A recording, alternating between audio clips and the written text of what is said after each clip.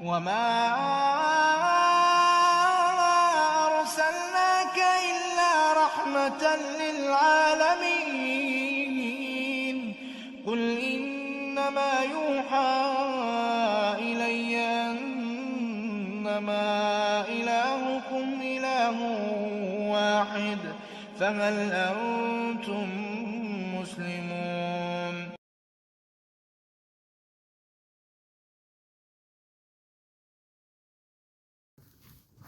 اعوذ باللہ من الشیطان الرجیم بسم اللہ الرحمن الرحیم الحمدللہ والصلاة والسلام علی رسول اللہ لا حول ولا قوة الا باللہ رب اشرح لی صدری ویسر لی امری واحلل عقدۃ من لسانی یفقہوا قولی رب زدنی علما۔ السلام علیکم ورحمۃ اللہ وبرکاتہ۔ عزت دار بہنیں، عزت دار بھائی، پیارے بچوں، آپ سب کا استقبال ہے اس ہمارا سیرت نبی صلی اللہ علیہ وسلم ایپیسوڈ 56 میں۔ الحمدللہ اللہ سبحانہ وتعالیٰ نے ہمیں آج پھر سے جمع کر دیا ہے تاکہ ہم اس کے حبیب حضرت محمد مصطفیٰ صلی اللہ علیہ وسلم کا ذکر خیر کریں۔ کچھ ایپیسوڈز پہلے ہم نے جانا تھا کہ رسول اللہ صلی اللہ علیہ وسلم 13 سال مکہ میں گزارتے ہیں اور اس کے بعد وہاں سے مدینہ آتے ہیں۔ یہ وہ شہر تھا جہاں پہلے سے ہی صحابہ اکرام رضی اللہ تعالیٰ عنہ آ گئے تھے۔ رسول اللہ صلی اللہ علیہ وسلم مکہ سے پہلے خبا کی بستی میں آتے ہیں اور یہاں کی خبا کی بستی میں سب سے پہلے مسجد بناتے ہیں۔ اس کے بعد یہاں تعمیر کا کام مکمل کرنے کے بعد مدینہ کی طرف تشریف لے کر جاتے ہیں۔ اب جیسے ہی مدینہ کے اندر داخل ہوتے ہیں، رسول اللہ صلی اللہ علیہ وسلم کا لوگ بڑی خوشی سے استقبال کرتے ہیں کہ ایسے کہ ایک نبی آ گئے، ایک لیڈر آ گئے، ایک سردار آ گئے۔ ہمیں یاد ہوگا کہ پچھلے زمانوں میں سرداری کا جو سلسلہ وہ چلتے رہتا سے رسول اللہ صلی اللہ علیہ وسلم ایک سردار کے بیٹے اور خود بھی ایک سردار، یعنی ایک لیڈر کی، ایک سردار کی تمام کوالٹیز آپ کے اندر موجود تھیں۔ اب جیسے ہی رسول اللہ صلی اللہ علیہ وسلم مدینہ میں تشریف لاتے ہیں تو آپ کو واقعہ یاد ہوگا، اونٹنی والا، قصبہ والا، اور اس کے بعد ایوب انصاری کے گھر میں وہ مہمان بن کر رکتے ہیں۔ اب یہاں رسول اللہ صلی اللہ علیہ وسلم مدینہ میں آرام کرنے کے لیے نہیں آئے تھے، ٹھنڈی سائے میں، ٹھنڈی چھاؤں میں، پھل کھانے کے لیے، کباب توڑنے کے لیے، یا پھر دوسرے لوگوں کے ساتھ گفتگو کرنے کے لیے نہیں۔ آپ یہاں پر آئے تھے بڑے بڑے کارنامے کرنے کے لیے، بڑے بڑے کام کرنے کے لیے۔ آپ یہاں پر آتے ہیں مدینہ میں اور سب سے پہلا اہم کام، سب سے بڑا کام مسجد نبوی بناتے ہیں۔ مسجد نبوی کے بارے میں پچھلے ایپیسوڈ میں ہم نے جانا تھا کہ یہ ایک مسجد نہیں تھی، ایک یونیورسٹی تھی۔ تو تعمیر تو کر دیا چند پتھروں سے، چند مٹی سے، چند پانی کے قطرات سے، لیکن یہ مسجد بڑی اہم تھی۔ مسلمانوں کا سب سے بڑا بیس، مسلمانوں کے لیے ایک پاور پوائنٹ۔ اس میں مسلمان تربیت بھی حاصل کرتے، اس میں مسلمان علم بھی حاصل کرتے، اس میں لوگ صحابہ مشورہ بھی کرتے، اسی مسجد میں نکاح کے معاملات بھی ہوتے۔ اسی مسجد میں جنگ پر کوئی اگر جاتا تو اس کے تمام رسومات، تمام واقعات، تمام معلومات اسی مسجد سے حاصل کر جاتا۔ اگر کسی کے بیچ میں لڑائی ہو جاتی تو جو کورٹ تھا وہ اسی مسجد میں تھا۔ یعنی یہ تمام کام ایک ہی مسجد کے اندر، اور یہ مسجد نہیں، جس طرح ہم نے بتایا تھا، تو ایک یونیورسٹی، ایک سکول، ایک معاشرہ، ایک سوسائٹی جو مسلمانوں کو سب سے زیادہ سخت ضرورت تھی۔ کچھ ہی دنوں میں ایسی سوسائٹی بنی جو رسول اللہ صلی اللہ علیہ وسلم بنانا چاہتے تھے۔ رسول اللہ صلی اللہ علیہ وسلم نے ایک دوسرا کام کر دیا، حجرے تعمیر کر دیے۔ آپ ایوب انصاری کے گھر سے ان حجروں میں آ کر رہنے لگے، کیونکہ ابھی آپ کو سخت زیادہ ضرورت تھی اپنے خود کا گھر کا۔ کب تک آپ دوسروں کے گھر میں آرام کرتے، کب تک دوسروں کے گھر میں مہمان رہتے۔ اب یہاں پر مسلمانوں کو ہر وقت رسول اللہ صلی اللہ علیہ وسلم کی ضرورت پڑتی، ان کی تعلیم کے لیے، تربیت کے لیے، رہنمائی کے لیے۔ اگر آپ کسی محل میں رہتے یا کسی اونچی جگہ پر جا کر رہتے، یا پھر کہیں دور اور مقام پر جا کر رہتے، تو لوگوں کو آپ سے ملنے کے لیے مشکل آتی، یا پھر لوگوں کو آپ سے ملنے کے لیے کوئی اجازت لینی پڑتی۔ لیکن رسول اللہ صلی اللہ علیہ وسلم نے ایسا پلان بنایا کہ ہر بار آپ اپنے صحابہ کے ساتھ ہی رہیں، یعنی مسجد کے بالکل بغل میں حجرے بنا دیے، آپ وہیں پر رہتے تاکہ ہر کسی کے لیے آسانی ہو۔ کسی کے ساتھ کوئی مسئلہ پیش آ جاتا تو فوراً وہ رسول اللہ صلی اللہ علیہ وسلم کے پاس رجوع کرتا، اگر کسی سے کوئی غلطی ہو جاتی تو فوراً رسول اللہ صلی اللہ علیہ وسلم کے پاس جاتا، اگر کوئی کسی کا حق کھا لیتا یا کوئی کسی کا حق مار دیتا تو فوراً رسول اللہ صلی اللہ علیہ وسلم کے پاس آ جاتے۔ ایک امت کو گائیڈ کرنے والا جو شخص ہے وہ ان کے قریبی اگر ہوتا تو ان کے لیے فائدہ ہوتا، اسی لیے رسول اللہ صلی اللہ علیہ وسلم نے ایسی پلاننگ کی کہ ہر بار ہر وقت دن و رات ہو وہ آپ صحابہ کے بیچ میں ہو، تاکہ ان کی تربیت بھی ہو جائے، ان کے لیے آسانی ہو جائے ہر معاملات میں، اور آپ ایک ایسی سوسائٹی، ایک ایسا ماحول بنائیں جو ایک انسان اور انسان میں فرق نہ کریں، سبھی لوگ ایک جیسے ہیں۔ اب ہم سب کو یاد ہوگا کہ ہم پہلے بھی پڑھ کر آئے تھے کہ حجروں کے بارے میں، کہ یہ جو حجرے ہیں یہ پکی دیوار کے نہیں، یا پورا جو بالکل ایک گھر کا سٹرکچر ہوتا ہے اس طرح سے نہیں، بالکل جو سیمنٹ، برکس، یہ تمام چیزوں سے بنے ہوئے نہیں تھے، یہ بس ایک جگہ مل گئی جہاں رسول اللہ صلی اللہ علیہ وسلم نے کچھ چھوٹی موٹی دیواریں یا کچھ ایسا کر دیا کہ ایک حجرے جیسا، اوپر چھت بھی ایسی چھت کہ کھجوروں والی، ہمارے پاس جو شیڈ ہے، سلیب ہے، یا پھر ہمارے پاس آئرن کے سٹیلز ہے، یا پھر جس طرح سے بھی ہم ایک فلور، 2 فلور، 10 فلور لگاتے ہیں، ایسے حجرے نہیں تھے۔ حتیٰ کہ ماں عائشہ رضی اللہ تعالیٰ عنہ خود بیان کرتی ہے حجرے کی جگہ اتنی تھی، جب رسول اللہ صلی اللہ علیہ وسلم نماز پڑھتے تھے اور جب انہیں سجدہ جانا ہوتا تو مجھے ہاتھ سے اشارہ کرتے، امی عائشہ اپنے پاؤں ہٹا لیتی، آپ صلی اللہ علیہ وسلم سجدہ کرتے،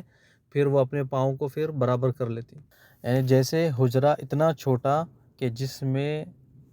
برابر لیٹنے کے لیے بھی جگہ نہیں، برابر 2 بندے ایک کوئی اگر نماز پڑھائے اگر دوسرا لیٹ جائے تو پھر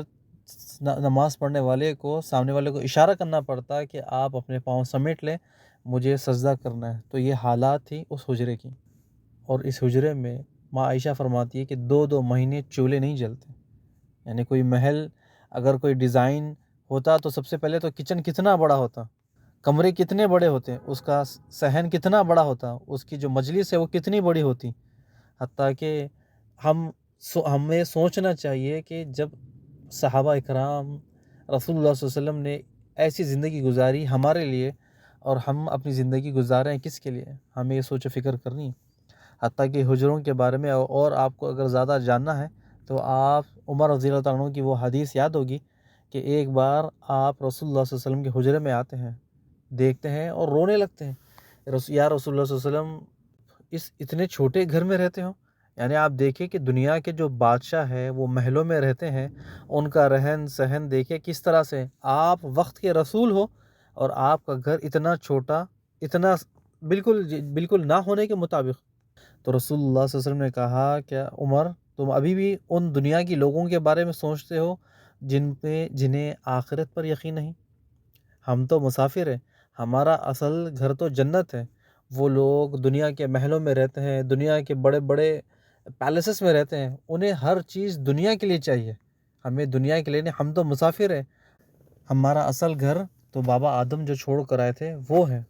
اب ٹاپک پر آتے ہیں، جب رسول اللہ صلی اللہ علیہ وسلم مدینہ آتے ہیں، مدینہ کی حالت بالکل الگ تھی، مکہ ایک تجارتی شہر تھا، وہاں سب سے بڑی چیز کعبہ تھا، وہاں لوگ آتے جاتے، کاروبار کرتے، کوئی چیز بیچتے، کوئی چیز سیل کرتے، یہ تمام چیزیں تجارتی وہاں پر چلتے رہتے، لیکن مدینہ میں ایسی کوئی خاص چیز نہیں تھی، یہاں پر جو تھے وہ تو بس تھے کھجور کے باغ۔ اب جب رسول اللہ صلی اللہ علیہ وسلم مدینہ آتے ہیں تو یہاں ایک سوسائٹی بنانی تھی جس میں امن ہو، سکون ہو، جہاں پر ہر جگہ ایک مسلمانی ایک سلطنت یعنی مسلم سوسائٹی بنے جہاں پر ہر کوئی آرام سے رہے۔ اب جس کے لیے بڑی محنت کرنی پڑتی، یعنی 1 دن 2 دن 1 سال میں یہ ہو نہیں پاتا، لیکن رسول اللہ صلی اللہ علیہ وسلم نے اس ناممکن کام کو ممکن کر دیا۔ سب سے پہلے رسول اللہ نے تمام مسلمان صحابہ پر فرض کر دیا کہ جس کی جتنی طاقت ہو وہ تعاون کریں، یعنی جن کے پاس جتنا مال ہے وہ اس معاشرے کو، اس سوسائٹی کو بنانے میں ہماری مدد کریں، ہمیں شہر کو آباد کرنا ہے اور اس شہر میں ایک حفاظتی نظام قائم کرنا ہے، کیونکہ باہر کے جو مکہ والے ہیں ابھی بھی رسول اللہ صلی اللہ علیہ وسلم کی جان کے پیچھے ہیں، کسی طرح سے محمد رسول اللہ صلی اللہ علیہ وسلم کو پکڑے، ان کو قتل کرے، ان کو لے کر آئیں، ابھی بھی وہ انعام جو 100 اونٹ کا تھا وہ باقی ہے، لیکن کسی کی ہمت نہیں تھی کہ وہاں مدینہ میں جائے، رسول اللہ صلی اللہ علیہ وسلم کو پکڑے، وہاں سے لے کر آئے یا ان کو کوئی نقصان پہنچائے۔ لیکن یہ مسلم جو مکہ کے کافر تھے، ان کا یہ جو انعام تھا اور ان کی چالیں تھی وہ ابھی بھی کنٹینیو چل رہی تھی۔ وہ ان کی فکر تھی کہ مکہ والوں کی کہ کسی نہ کسی طرح سے رسول اللہ صلی اللہ علیہ وسلم کو کوئی نہ کوئی نقصان پہنچائے، چھوٹا نقصان پہنچائے، بڑا نقصان پہنچائے، یا مدینہ والوں کو نقصان پہنچائے، جس کی وجہ سے وہ محمد کو وہاں سے باہر نکال دے صلی اللہ علیہ وسلم۔ یعنی بس ان کی یہی پلان تھی کہ ہم اپنا مال خرچ کریں، مال خرچ کر کر مدینہ والوں کو تکلیف دیں، وہاں کے لوگوں کو تکلیف دے، یا کسی طرح سے محمد صلی اللہ علیہ وسلم کو تکلیف دے تاکہ وہ وہاں سے نکل جائے، اور نکلنے کے ساتھ ساتھ ہمارا آنا جانا سب چیز آسان ہو جائے۔ مکہ کے کافروں نے سب سے پہلا کام کیا کہ مدینہ کے آس پاس کے لوگوں کو بھڑکایا، جیسا کہ مکہ میں ان لوگوں نے 3 سال کا بائیکاٹ کیا کہ 3 سال کا بائیکاٹ میں کوئی بھی مسلمانوں کو مدد نہ پہنچے۔ اسی طرح سے انہوں نے یہی چال یہاں پر اپلائی کی، کافی حد تک کامیابی ہو گئے کہ رسول اللہ کے شروعاتی دور میں مکہ والوں نے مدینہ کے آس پاس والوں کو بھڑکایا، ان کو کھلایا، ان کو پھسلایا، ان کو لالچ دی کہ تم لوگ مدینہ والوں سے تجارت نہ کرو۔ اگر وہ بات مان لیتے تو ٹھیک ہے، اگر وہ بات نہیں مانتے تو ان کے جو بت تھے کعبے کے پاس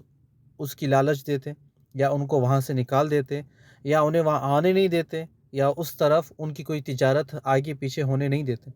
یعنی سب سے پہلے انہوں نے انہیں پیار سے سمجھایا، اگر وہ سمجھ جاتے تو ٹھیک ہے، اگر وہ نہیں سمجھتے تو پھر انہیں اپنی بتوں کی لالچ دیتے ہیں۔ تو آپ کو یاد ہوگا کہ مدینہ جو مکہ میں کعبے کے پاس ہر شہر کے، ہر قبیلے کے، ہر خاندان کے اپنے اپنے بت کعبے کے پاس ہی رکھے ہوتے ہیں، اور یہ کعبے کے تو متولی ہے قریش لوگ، یعنی یہ کعبے کے ٹیک کیئر کرنے والے، کعبے کے پاس تمام چیزیں سنبھالنے والے یہ قریش لوگ ہی تو ہیں۔ تو کوئی ان پر ہاتھ بھی نہیں ڈالتا، اور لوگ ان سے ڈرتے بھی تھے، کیونکہ ہاتھی والا واقعہ ہر کسی کو یاد ہے کہ کس طرح ہاتھی والوں کو اللہ سبحانہ تعالیٰ نے نست و نابود کر دیا۔ تو لوگ ان سے ڈرتے بھی تھے، اور لوگوں کے دلوں میں کعبے کی محبت بھی تھی، ایک عزت بھی تھی، وہ احترام بھی کرتے تھے کعبے کا بھی اور اس کو سنبھالنے والوں کا بھی۔ تو مکہ والوں کو ایک بڑا بینیفٹ تھا کہ کسی کو بھی وہ لالچ دیتے، پھسلاتے، پھر ان کو اگر وہ بات نہیں سنتے تو پھر ان کو ان کے بتوں کی لالچ دیتے اور دھمکی بھی دیتے۔ وہ بائیکاٹ کا سلسلہ شروع ہوا، لیکن جتنا مکہ میں ہوا تھا لیکن مدینہ میں بھی اتنا ان کو کامیابی نہیں ملی، لیکن کچھ حد تک ان کو کامیابی ملی۔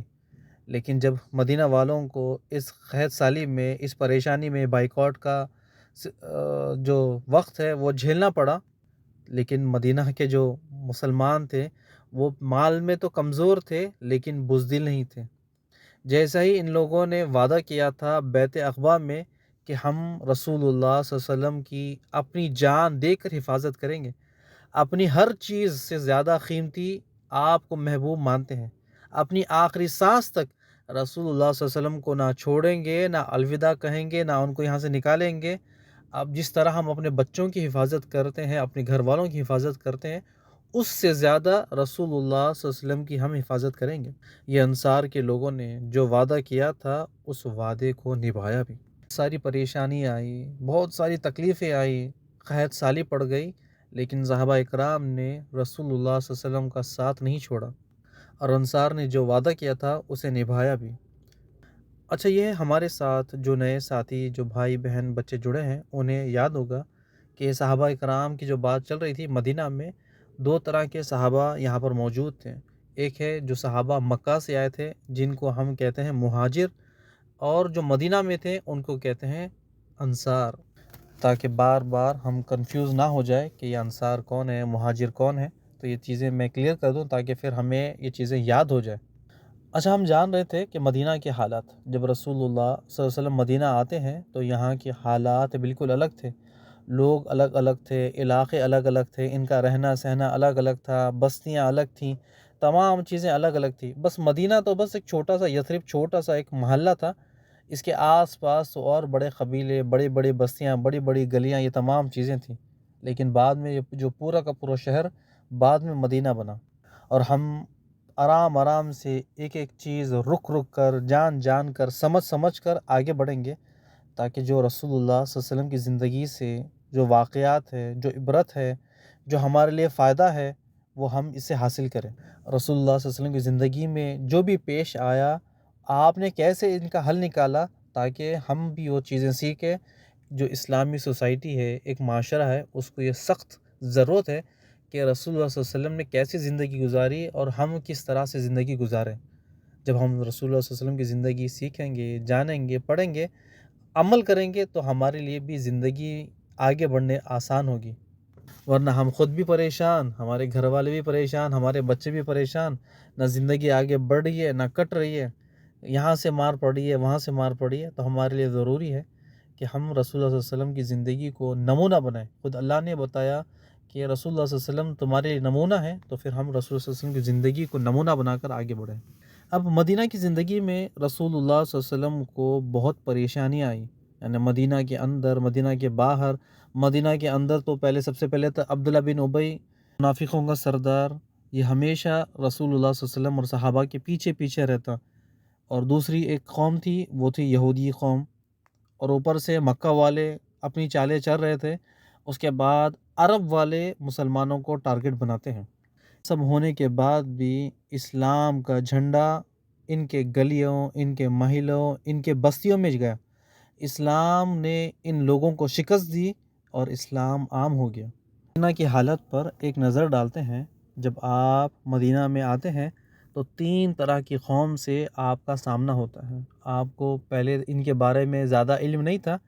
لیکن جب ان سے ملاقات کرتے ہیں، ان سے بات چیت کرتے ہیں، تو آپ کو پتہ چلتا ہے کہ یہ بھی ایک قوم ہے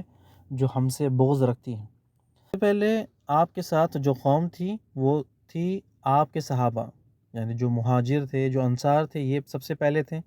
دوسرے مدینہ کے اصل لوگ جو ایمان نہیں لائے تھے، یعنی ابھی تک وہ کفر پر تھے۔ تیسرے لوگ یہودی۔ انشاءاللہ ان کے بارے میں آج ہم تینوں کے بارے میں ایک ایک کر کے جانیں گے۔ اللہ سبحانہ تعالیٰ بس ہمارے وقت میں برکت دے، آمین یا رب العالمین۔ پہلے سے ہی سن کر آ رہے ہیں، جان کر آ رہے ہیں کہ صحابہ کرام رضی اللہ تعالیٰ عنہ رسول اللہ صلی اللہ علیہ وسلم پر اپنی جان چھڑکتے ہیں۔ چاہے وہ صحابی مکہ والے ہو، چاہے وہ صحابی مدینہ والے ہو، تمام صحابہ آپ پر اپنی جان چھڑکتے ہیں۔ یہاں کے صحابہ الگ الگ بستیوں سے تھے، الگ الگ رسم و روٹین والے تھے، لیکن سب کا مقصد ایک تھا کہ کلمے کی سربلندی۔ تمام صحابہ بکھرے ہوئے تھے، یعنی مکہ میں بھی بکھرے ہوئے تھے، مدینہ میں بھی بکھرے ہوئے تھے، لیکن رسول اللہ صلی اللہ علیہ وسلم نے انہیں ایک جمع کیا۔ اب وقت آ گیا تھا مسلمان اپنا کلچر، اپنی سوسائٹی بنائے۔ اب وقت آ گیا تھا مسلمانوں کا اپنا خود کا بزنس ہو۔ اب وقت آ گیا تھا مسلمان سیاسی معاملات میں، حکومت میں قانون خود کے بنائے۔ اب وقت آ گیا تھا جنگی مسائل کا سامنا خود اب مسلمانوں کو کرنا ہے۔ اب وہ وقت آ گیا تھا جو حلال حرام کی تہذیب نہیں تھی، اس میں پابندی لگایا جائے۔ وقت آ گیا تھا مسلمان آگے آئیں، مسلمان اپنا نیا شہر بنائے، جس میں ہر طرح کی زندگی گزارنے کے لیے، ہر طرح کے چیلنجز دیکھنے کے لیے، ہر طرح کی مشکلات کو سولو کرنے کے لیے تیار ہوں۔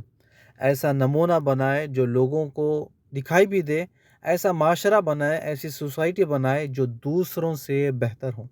مکہ میں رسول اللہ صلی اللہ علیہ وسلم کے ہاتھ بڑے باندھے ہوئے تھے، وہاں وہ کوئی کام نہیں کر سکتے۔ یہاں آپ سب کے رہبر ہیں، آپ جو کہے وہ ہوگا۔ آہستہ آہستہ چینجز ہو رہے تھے، وہی نازل ہو رہی تھی، اسلامی قانون لاگو ہو رہے تھے، رسول اللہ صلی اللہ علیہ وسلم صحابہ کی تربیت کر رہے تھے، اور اوپر سے اللہ سبحانہ تعالیٰ آپ کو آہستہ آہستہ گائیڈنس دے رہا تھا۔ اللہ تعالیٰ قرآن مجید سورہ جمعہ کی آیت نمبر 2 میں اس کا ترجمہ یہ ہے، وہی ہے جس نے ان پڑھے لکھوں میں محمد صلی اللہ علیہ وسلم کو پیغمبر بنا کے بھیجا۔ وہ ان آیاتوں کو ان کے سامنے پڑھ پڑھ کر سناتے ہیں اور لوگوں کو پاک کرتے ہیں، لوگوں کو قرآن کے بارے میں بتاتے ہیں، قرآن کی حکمت کیا ہے، کیا چیزیں ان کے ساتھ بتاتے ہیں۔ اس سے کہ پہلے کہ یہ لوگ سری گمراہی میں تھے، اللہ سبحانہ تعالیٰ ان لوگوں کو رسول اللہ صلی اللہ علیہ وسلم کے ذریعے ہدایت دیتا ہے۔ اور ادھر صحابہ کرام کا یہ حال تھا کہ پورا کا پورا فوکس رسول اللہ صلی اللہ علیہ وسلم کی طرف تھا۔ جیسے ہی اللہ سبحانہ تعالیٰ کا کوئی حکم نازل ہوتا، خوشی سے اس حکم کو قبول کرتے ہیں۔ ایسے لوگوں کے لیے اللہ سبحانہ تعالیٰ نے ایک اور آیت نازل کر دی، سورہ الانفال آیت نمبر 2 میں، اس کا ترجمہ یوں ہے کہ مومن تو وہ ہے جب اللہ کا ذکر ان کے سامنے کیا جاتا ہے ان کے دل ڈر جاتے ہیں، اور جب انہیں آیات پڑھ کر سنائی جاتی ہے تو ان کا ایمان اور بڑھ جاتا ہے اور اللہ سبحانہ تعالیٰ پر اور زیادہ بھروسہ کرنے لگتے ہیں۔ آہستہ آہستہ اللہ سبحانہ تعالیٰ آیت نازل کر رہا ہے اور رسول اللہ صلی اللہ علیہ وسلم کو گائیڈنس دے رہا ہے، اور رسول اللہ صلی اللہ علیہ وسلم ایک نیا معاشرہ، ایک نئی سوسائٹی آہستہ آہستہ وہ بنا رہے ہیں۔ جب رسول اللہ صلی اللہ علیہ وسلم مدینہ میں آتے ہیں، ہم نے آپ کو بتایا تھا 3 طرح کی قوموں سے، 3 طرح کے لوگوں سے آپ کا سامنا ہوتا ہے۔ سب سے پہلے مسلمان صحابہ، سب سے پہلے مسلمان صحابہ میں 2 طرح کے صحابہ تھے۔ ایک اپنے گھروں میں، اپنی زمین میں، اپنے رشتہ دار، اپنے خاندان کے ساتھ آرام سے تھے، انہیں کوئی فکر ہی نہیں تھی۔ یہ انصار صحابہ تھے۔ ایک دوسرے صحابہ جسے ہم مہاجر کہتے ہیں، مکہ والے، ان کے پاس تمام سہولیات تو نہیں تھی، مکہ سے لٹ پاٹ ہو کر یہاں پر آئے تھے۔ آپ کو یاد ہوگا ان صحابہ کے بارے میں جو صحابہ چوری چپ کے راتوں رات میں مکہ سے ہجرت کی مدینہ کے لیے۔ کچھ وہ صحابہ ہیں جنہوں نے اپنا سارا کا سارا مال مکہ والوں کو دے کر اپنی جان بچا کر مدینہ آئے۔ مسلمان پر ہجرت فرض ہو گئی۔ رسول اللہ صلی اللہ علیہ وسلم نے فرما دیا کہ ہر مسلمان کو ہجرت کرنا فرض ہے۔ اب رسول اللہ صلی اللہ علیہ وسلم کے بلانے پر کون ایسا صحابی تھا جو اپنا گھر، اپنا بستر، اپنا بیوی بچے، اپنے باپ دادا، ہر کسی کو چھوڑنے والا تھا؟ یہ تو سب صحابہ اکرام کی محبت تھی، انہوں نے ہر چیز رسول اللہ صلی اللہ علیہ وسلم کے لیے قربان کر دی۔ یہ صحابہ رسول اللہ صلی اللہ علیہ وسلم کے بلانے پر سب کچھ چھوڑ کر تو آ گئے، لیکن ان کے پاس یہاں پر نہ تو گھر تھا، نہ یہاں پر کوئی کام تھا، نہ ان کے پاس کوئی مال تھا، نہ ان کے باپ دادا کی یہاں پر جائیداد تھی میں آ کر آرام کرے، یہاں پر رکے۔ یہ صحابہ کی تعداد 1 یا 2 نہیں بلکہ ایک بہت بڑی تعداد تھی جو مکہ سے مدینہ آ گئی تھی، اور دن بدن ایک دو صحابہ مدینہ آ رہے تھے، اور آہستہ آہستہ مدینہ میں جگہ بھر رہی تھی۔ اب یہاں پر رسول اللہ صلی اللہ علیہ وسلم کو بہت سارے چیلنجز آتے ہیں، کہ سب سے پہلا یہ بھی چیلنج تھا کہ کیسے ان صحابہ کا گھر کا انتظام کریں، کب تک انہیں مسجد نبوی میں رکا کے رکھیں، کب تک عورتیں مرد تمام لوگ راستے میں بیٹھے ہیں۔ ہم امیجن کریں، تھوڑا سا غور و فکر کریں کہ دیکھیں کیسی ان کی حالت تھی۔ اپنا گھر مکہ میں، نوکر مکہ میں، مال مکہ میں، کھانا پینا مکہ میں، خاندان رشتہ دار مکہ میں، ان لوگوں نے سب چیز قربان کر دی اللہ کی خاطر۔ راستے میں آ کر دن گزارتے، رات آسمان کے نیچے گزارتے تاکہ اسلام غالب ہو جائے۔ اگر ان کے پاس مال کی خواہش ہوتی تو وہیں مکہ میں رہتے آرام سے۔ ان کے دلوں میں جنت کی لالچ تھی۔ انتہائی سخت سے سخت دن ان لوگوں نے گزار دیا، نہ صحیح کھانا تھا اور نہ صحیح بستر، دھوپ کے نیچے اپنی زندگی گزارتے اور کھلے آسمان کے نیچے اپنی رات۔ لیکن رسول اللہ صلی اللہ علیہ وسلم نے ایسا بڑا کارنامہ کیا جس کی مثال قیامت تک ہمیں ملتی ہے، جو بردرہڈ کہتے ہیں، یعنی ایک دوسرے کو صحابہ کو بھائی بھائی بنا دیا۔ یہ ہم انشاءاللہ نیکسٹ ایپیسوڈ میں جانیں گے، ابھی ہمارا وقت کم ہے تو انشاءاللہ اس کو بعد میں جانیں گے کہ ایک صحابہ کو دوسرے صحابہ کا بھائی بنا دیا، اور ان کی ایک ایک مثال ہم انشاءاللہ جانیں گے آرام سے۔ اب ہم مدینہ کے 3 گروہ پڑھ رہے تھے۔ سب سے پہلا گروہ مسلمانوں کا، ایک جس میں انصار تھے، دوسرے مہاجر، اور رسول اللہ صلی اللہ علیہ وسلم کو دوسری قوم سے پالا پڑا، ان سے بات چیت کرنی پڑی، ان کے ساتھ معاملات کرنے پڑے، جو اصل میں مدینہ کی بستی کے تھے لیکن ابھی تک کفر پر تھے۔ ابھی تک ان لوگوں نے رسول اللہ صلی اللہ علیہ وسلم پر ایمان نہیں لایا تھا، ابھی تک اپنے بتوں کو پوجتے تھے، انہی کے ساتھ تھے۔ لوگوں کا یہ حال تھا، یہ مسلمانوں کے ساتھ کسی طرح کا ظلم زیادتی نہیں کرتے، نہ ان لوگوں کو مسلمانوں کے ساتھ کوئی جلن تھی، نہ کوئی حسد تھی۔ مکہ میں جس طرح کفار مسلمانوں کے پیچھے پڑ گئے، ان کا جو ان کو مارنا، ان پر ظلم کرنا، لیکن یہاں مدینہ میں یہ جو کفر پر لوگ تھے جس نے رسول اللہ صلی اللہ علیہ وسلم پر ایمان نہیں لائے تھے، نہ مسلمانوں کے ساتھ ان کی کوئی لڑائی تھی، نہ مسلمانوں کو کوئی مارتے تھے، نہ کوئی ان کے ساتھ ظلم کرتے، بلکہ ان کے دل ایسے نرم تھے کہ بس یہ کشمکش میں تھے کہ سچ میں یہ سچے نبی ہے یا نہیں ہے۔ لیکن ایسے ہی لوگ کچھ ہی دنوں میں اسلام قبول کرتے ہیں اور پکے مسلمان بن جاتے ہیں، کیونکہ اللہ سبحانہ تعالیٰ نے ان کے دلوں کو دیکھ لیا تھا، ان کے دل صاف تھے، تو اللہ سبحانہ تعالیٰ نے ان کا سینہ کھول دیا ان لوگوں کو ہدایت دی اور یہ دین اسلام میں داخل ہو جاتے ہیں۔ جو لوگ رسول اللہ صلی اللہ علیہ وسلم سے محبت کرتے وہ اور قریب آتے، اور جن لوگوں کو رسول اللہ صلی اللہ علیہ وسلم پسند نہیں تھے وہ دور جاتے حتیٰ کہ مدینہ کے باہر نکل جاتے ہیں۔ اب ایسے ہی لوگ مدینہ میں کچھ تھے۔ اب مدینہ میں کچھ ایسے بھی کافر تھے جو رسول اللہ اور صحابہ کرام کے ساتھ سخت نفرت کرتے۔ ان کا ایک ایک کام مسلمانوں کو نقصان پہنچانا، کس طرح سے مسلمانوں کو مارے، کس طرح سے مسلمانوں کو نقصان پہنچائے۔ ان کے اندر جلن، حسد اتنا زیادہ تھا کہ پوری کی پوری زندگی رسول اللہ مسلمانوں کے خلاف ہی گزار دی۔ ان کے اندر ہمت تھی نہ شجاعت تھی، یہ بڑے بزدل تھے، بس مسلمانوں کا مقابلہ تو نہیں کر سکتے تھے، بس ان کے پاس انہیں رہنا تھا۔ ان کے پاس کوئی چوائس ہی نہیں تھی کہ مدینہ میں رہنا ہے، گھر جائیداد رشتہ دار سبھی تو یہیں پر ہے، تو ہم کیا کریں، تو مسلمانوں کے ساتھ ہم یہیں پر زندگی گزارتے ہیں اور رسول اللہ صلی اللہ علیہ وسلم سے جھوٹی محبت کا دعویٰ کرتے ہیں تاکہ ہم ان کے پیچھے پیچھے بغاوت کر سکیں۔ جتنے بھی یہ کافر تھے سب ایک جیسے تھے، لیکن ان سب میں سب سے بڑا مجرم، سب سے بڑا بدماش عبداللہ بن ابی ابن سلول تھا۔ آپ کو یاد ہوگا ایپیسوڈ تقریباً 35 یا 36 یعنی 35 یا 36 میں ہم نے عبداللہ بن ابی کے بارے میں جانا تھا کہ مدینہ میں دو بڑے گروپس تھے، ان کے بیچ میں لڑائی چل رہی تھی کئی سالوں سے، اوس خزرج۔ تو جب ان کی سب سے آخری جنگ ہوتی ہے بوآس میں، یہ جنگ کے بعد ان کے بڑے بڑے سردار مر جاتے ہیں، تب ان لوگوں نے فیصلہ کیا کہ کیوں نہ ہمارے بیچ میں ایک بادشاہ تسلیم کر لے، کیونکہ ہمارے جو بڑے بڑے سردار مر رہے ہیں، بچے مر رہے ہیں، کھیتیاں برباد ہو رہی ہے، ہم چین سے سو نہیں پا رہے ہیں، ہمارے بزنس نہیں، کھانے پینے کے ماندے ہیں، تو ایک سردار کو ہم منتقل کر لے، ایک سردار کو چن لے جو ہمارے بیچ میں فیصلہ کرے۔ ان لوگوں کو یہ سرداری والا، یہ بادشاہ والا لیبل، یہ بادشاہ پسند نہیں تھی، لیکن مجبوری تھی، کیونکہ کوئی چارہ نہیں تھا کہ تمام لوگ پریشان تھے اس جنگوں کی وجہ سے۔ ہر بار خون ریزی، ہر بار اس کو قتل کرے اس کو قتل کرے، بہتر ہے کہ ہم ایک بادشاہ چن لے۔ کسی طرح سے عبداللہ بن ابی کو بادشاہ تسلیم کرتے ہیں، اس کو بادشاہ بنا دیتے ہیں، ایک آفیشیل اعلان ہونا باقی ہے، بس سب لوگوں نے اسے بادشاہ تسلیم کر لیا اور اس کے سر کا تاج آرڈر کر دیا۔ جیسے ہی اس کا تاج آئے گا اسے گدی پر بٹھایا جائے گا اور اسے پہنا کر بادشاہ آفیشیل طور پر بادشاہ مدینہ کا بادشاہ تسلیم کر لیں گے۔ اتنے میں رسول اللہ صلی اللہ علیہ وسلم کی آمد ہوتی ہے اور ان لوگوں کا رخ عبداللہ بن ابی ابن سلول کے بجائے رسول اللہ صلی اللہ علیہ وسلم کی طرف ہو گیا۔